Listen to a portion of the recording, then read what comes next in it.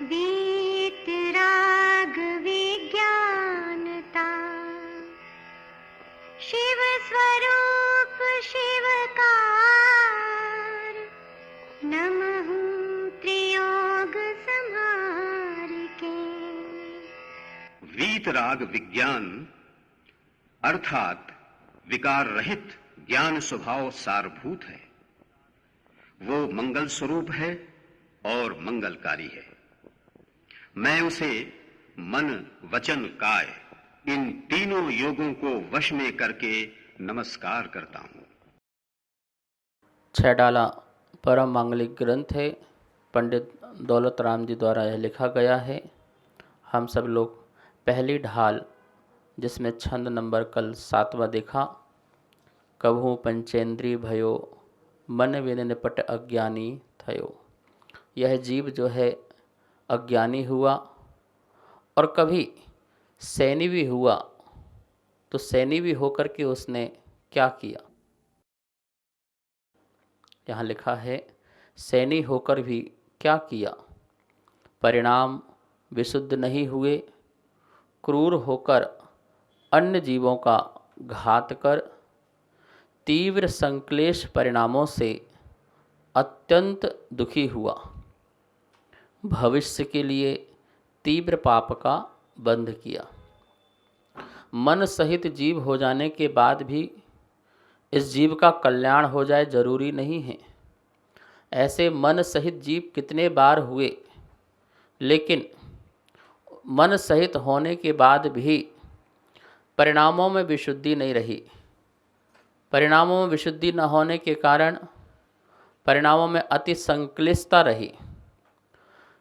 पर जीवों को, निर्मल जीवों को, जो बल रहित बलहीन जीवों को यह घात करता रहा, हिंसा करता रहा और उनको खा करके, उनका भक्षण करके अपना जीवन यापन किया। अत्यंत दुखी हुआ और आगामी काल के लिए इस जीव ने क्या किया? कर्मों का बंध बांधा। आगे नरक आदि के कर्मों का बंध बांध करके वहाँ भी जाकर के उसने दुखी प्राप्त किया। कहने का मतलब है कि इस भाव में दुखी तो हुआ ही, लेकिन पाप का बंध बांध करके भविष्य काल में भी दुखी होने का उसने कर्म बांधा। यहाँ पर यह बात चली। अब त्रियंच गति में निर्बलता तथा दुख क्या है, इसके लिए छंद नंबर 8वां और छंद नंबर 9वां, ये दोनों ही ये छंद चलेंगे। अभी अपन छंद नंबर जो 8वां है उसको सुनते हैं उमा गर की आवाज़ में। कबहू आप भयो बलहीन, सबलन करि खायो अति दीन। छेदन भेदन भूख पियास, भार वहन हिम आतप त्रास। कबहू आपे भयो बलहीन, सबलन करि खायो अति दीन। छेदन भेदन भूख प्यास, भार बहन ही में आतप त्रास। त्रियंच गति में कौन से दुख मिले हैं उसकी बात यहाँ पर छंद में की गई है। एक एक शब्दों के अर्थ को देखिए क्या लिखा है। कबहू कभी, आप स्वयं, भयो हुआ, आप स्वयं हुआ। क्या हुआ? बलहीन, बलहीन, निर्बल हुआ, बलहीन हुआ। कभी तो आप स्वयं ही बलहीन हो गए। सबलनी करी, अपने से बलवान प्राणियों द्वारा, जो सबल हैं, जो बलवान हैं, उन बलवान प्राणियों के द्वारा खायो, खाया गया। अति दीन, अति दीन असमर्थ होने पर, दीनहीन होने पर। जब व्यक्ति दीनहीन होता है तो वो असमर्थ दशा कहलाती है। तो अति दीन, बहुत अति दीन, बहुत अति असमर्थ, और असमर्थ अवस्था में वो सबलनी करी, जो सबलवान हैं, जो बलवान हैं, उनके द्वारा क्या हुआ, खाया गया, मारा गया। और किस प्रकार के दुख मिले, छेदन, भेदन, भूख, प्यास। छेदन, छेदा जाना, भेदन, भेदा जाना, भूख, भूखे, प्यास, भूख प्यास मतलब कि भोजन नहीं मिलना, पानी नहीं मिलना। इस प्रकार से भूख प्यास का भी दुख। भार वहन, बोझा ढोना, भार वहन, भार को लेकर के वहन करना, ढोना। आतप त्रास, आतप मतलब होता है गर्मी, त्रास मतलब यहाँ पर दुख। तो इस प्रकार से इतने दुख इस छंद में गिनाए गए हैं। इस छंद के बारे में यदि हम चिंतन करेंगे तो हमारे अंदर वैराग्य उत्पन्न होगा कि त्रियंच पर्याय में किस प्रकार के दुख हैं। हम बलहीन होकर के सबलनी, जो सबलवान जीव हैं, और हम अति दीन असमर्थ होने पर उनके द्वारा खाए गए, मारे गए। आप देखिए बड़े बड़े जो जानवर होते हैं, छोटे छोटे जानवरों को किस प्रकार से खाते हैं। बड़ी मछली जो है छोटी मछलियों को खा जाते हैं, मगरमच्छ जो हैं वो मछलियों को खा जाते हैं, सिंह आदि जो हैं वह अन्य जानवरों को पकड़ करके मार के खाते हैं। जीवो जीवस्य भोजनम, जीव का भोजन जीव बना हुआ है। जितने भी बड़े जीव हैं वो छोटे जीवों को मार करके खाते हैं। ये मनुष्य भी देखो, मांसाहारी मनुष्य क्या करता है, जानवरों को मार मार करके अपना पेट को कब्रिस्तान बनाते हैं। मनुष्य अवस्था में होकर के भी, जानते हुए भी कि हर प्राणी जो है जीना चाहता है, हर प्राणी सुख चाहता है, फिर भी वह कष्ट देता है, कितना बड़ा घोर पाप करता है। यह जानवर तो अज्ञानी था ही, लेकिन मनुष्य भी अज्ञान ही बन रहा है ऐसे पाप कृत कार्य करके। तो हम देखते हैं त्रियंच पर्याय में जीव को किस किस प्रकार से कैसे कैसे दुख मिले। भयभीत रहता है, सदा ही भय बना रहता है, मुझे कोई मार न दे, कोई मुझे जान से न मार दे, मेरे प्राणों का क्षरण न कर दे। इस प्रकार बड़े बड़े जीवों के द्वारा छोटे छोटे जो जीव हैं वो मारे जाते हैं, मार करके खाए जाते हैं। कितना दुख और कितनी पीड़ा होती है। आप देखो अजगर, बड़ी बड़ी जो बकरियां हैं उनको भी अपने पेट में समा लेता है, गायों को अपने पेट में ले जाता है, यहाँ तक कि मनुष्यों को भी वह खींच लेता है। कितनी पीड़ा होती होगी, उसके जो पेट में ले जाता होगा उसको कितना दर्द होता होगा, ठीक है ना। तो ये त्रियंच गति के दुख, ऐसे त्रियंच गति में अपन ने अनेकों बार जन्म लिया है और दुखों को प्राप्त किया है। चलो ये तो हो गया जंगल संबंधी, लेकिन पालन आदि में जो जानवरों को पालते हैं, जो पालतू जानवर हैं, जैसे हाथी है, घोड़ा है, भैंस है, बैल है, गाय है, आदि अनेक जो शाकाहारी पालतू जानवर हैं, उनको भी कितना कष्ट मिलता है। छेदन, छेदन का दुख मिलता है, उनको छेदन किया जाता है। जैसे कान छेदे जाते हैं जानवरों के, जैसे पैरों में खुरों में लोहा आदि लगाते हैं तो कील से उसका छेदन किया जाता है। तो छेदन का दुख होता है, भेदन का दुख होता है, जिसको भेदा जाता है, अलग कर दिया जाता है, काट दिया जाता है मनुष्यों के द्वारा, वह भेदन का दुख भी है। तो इस प्रकार से छेदन और भेदन का दुख। भूख प्यास, पालने वाले ने पाल लिया, समय से भोजन नहीं दिया, समय से उसका जो ग्रास आदि नहीं दिया, तो उससे क्या हुआ, उसको बहुत भूख लगी और उसकी तड़फन, उसकी वेदना को वो सहन करता है। प्यास, उसे गर्मी की अवस्था में उसे बहुत तृषा सता रही है, प्यास लग रही है, लेकिन उसके लिए जल देने वाला समय से जल नहीं देता है, तो कितनी पीड़ा, कितनी वेदना उस जीव को होगी। तो भूख और प्यास की, मुख से कुछ बोल नहीं सकता, उठा करके ला करके खा नहीं सकता, पी नहीं सकता है, बंधनों से बंधा हुआ है। छेदन भेदन भूख प्यास भार वहन, भार का वहन, जब उसका उपयोग किया जाता है तो देखो उसको कितना भार लाते हैं।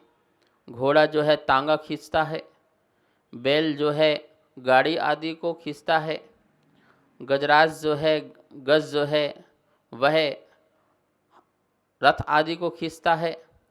तो शक्ति से ज़्यादा वहन, भार आदि किया जाता है उसके ऊपर, वो दुख का कारण होता है। प्रश्न खड़ा होगा तो क्या हम इनको उपयोग नहीं करें? देखिए, परस्पर ग्रहो जीवा नाम, परस्पर में एक दूसरे का उपकार किया जाता है। आप जानवरों का उपकार करते हैं, खाने पीने का ध्यान रखते हैं, तो आप उनसे काम भी निकालते हैं, पर काम उतना ही निकालें जितनी उतनी शक्ति हो। वो 1 बोरी ला सकता है, आप 10 बोरी ला देंगे तो उसको कितनी पीड़ा होगी, कितना कष्ट होगा। जैसे मान लो एक रिक्शा वाला है, आप उससे भी तो काम लेते हैं ना, उसको पे देते हैं।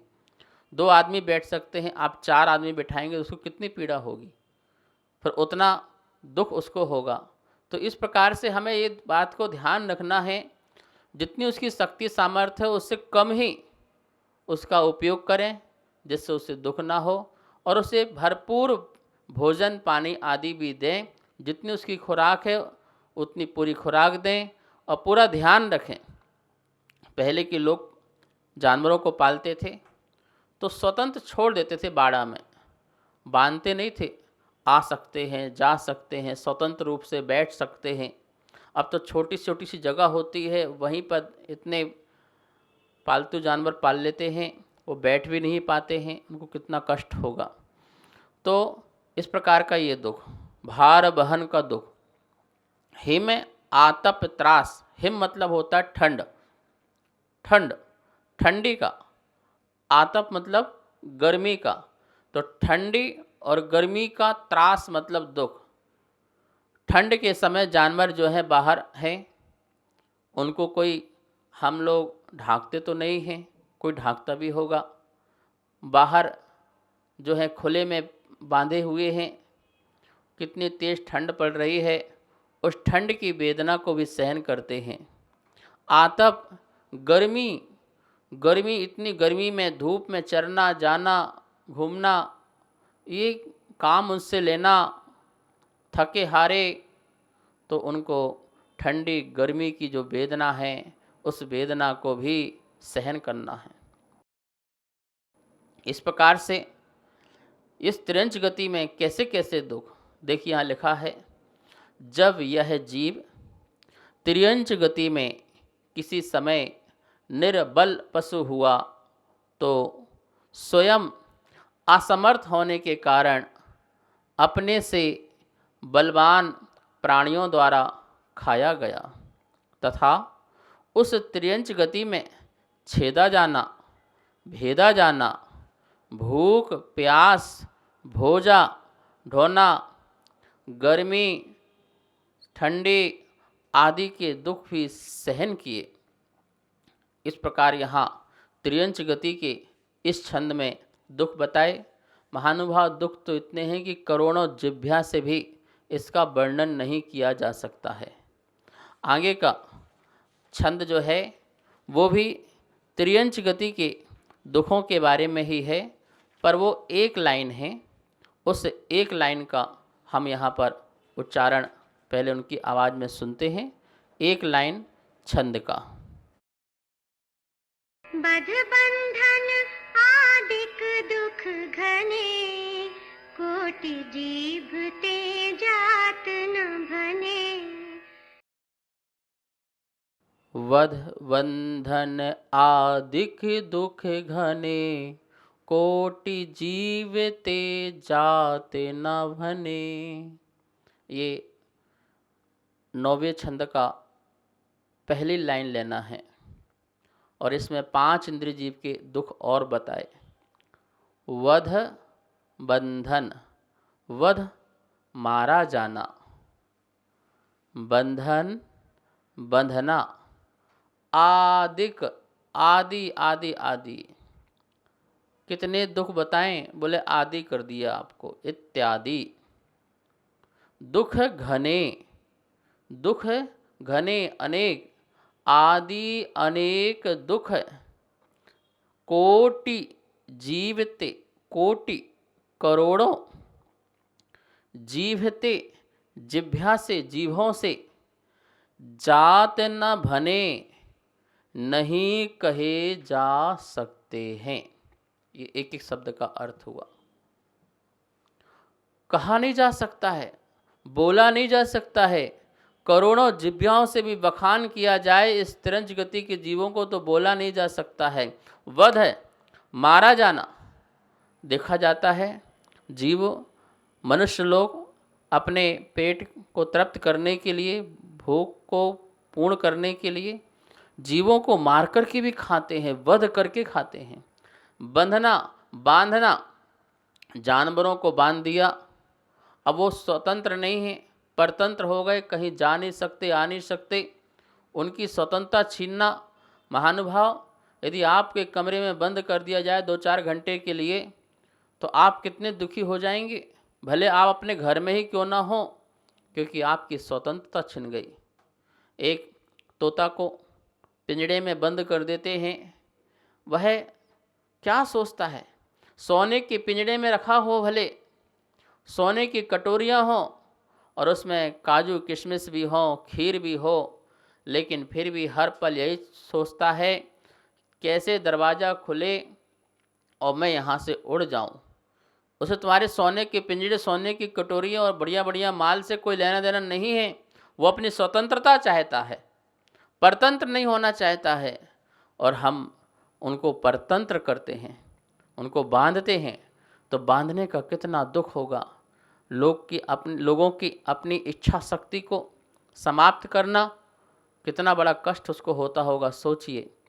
तो इस प्रकार से जानवरों के वध, बंधन, ये कैसे हैं? दुख घने, बहुत दुख हैं ऐसे।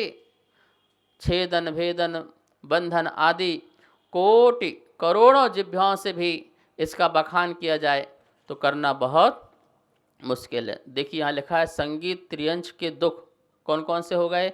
छेदन, भेदन, भूख, प्यास, भोजा ढोना, शीत, उष्णता, वध और बंधन। इतने प्रकार के यहाँ पर ये दुख बताए। कितने हो गए यहाँ पर? छेदन, भेदन, भूख, प्यास, बोझा ढोना, शीत, उष्णता, वध, बंधन। इतने सारे दुख भी यहाँ बताए, नाम मात्र के दुख हैं। जब आप प्रैक्टिकल में जाएंगे तो देखेंगे उनको बहुत दुख हैं।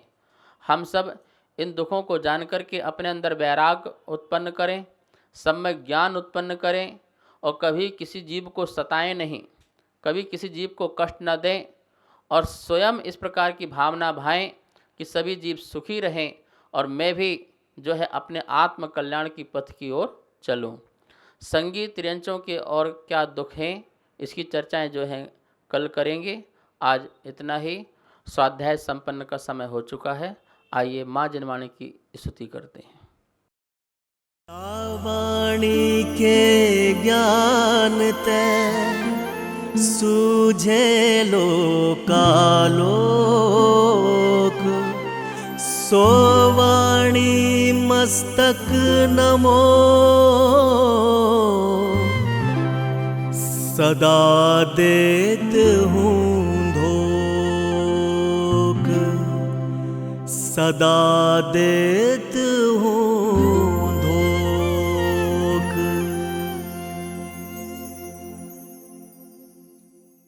इस कार्यक्रम के पुण्यार्जक थे श्री खंडेलवाल दिगंबर जैन मंदिर, राजा बाजार, कनॉट प्लेस, नई दिल्ली एवं श्री खंडेलवाल दिगंबर जैन मंदिर, वैदवाड़ा, दिल्ली।